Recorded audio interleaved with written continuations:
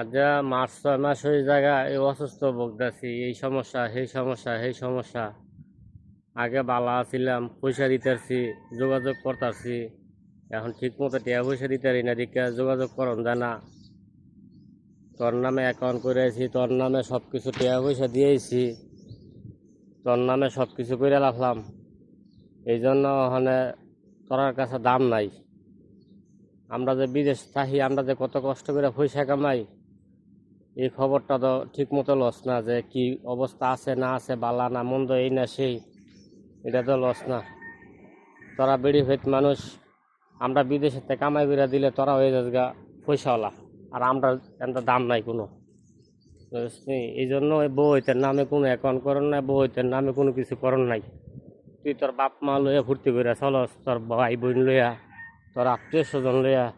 বরঞ্চ আমি জানতে কষ্ট ভুগি, একদিন কাম করলে একদিন কামও যাইতে পারি না, এই খবরটা তো ঠিক মতো লস না।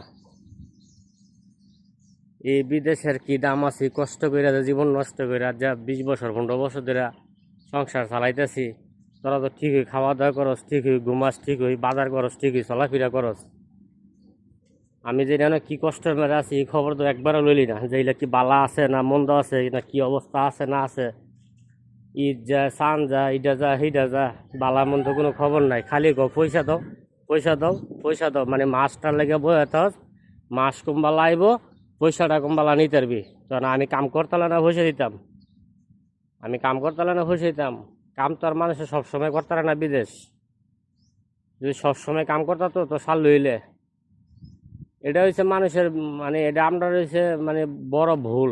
আমরা বিদেশ আইলে বউ হইতে চিনালাই, বউ বড় মনে করি, আর বউ হইতে এনটা মজা মারে, পয়সা খাই হইয়া মজা মারে, আর আমরা এনটা মরি না বাঁচি, এই খবর লইয়া লাভ নাই, কোনো দাম নাই। কেরে এলে গেছে গা বিদেশ, এটা অবস্থা ভালো না, শরীর ভালো না, কুম্বালা মরে জায়গা ঠিক নাই, বালের খবর লইয়া লাভ কি।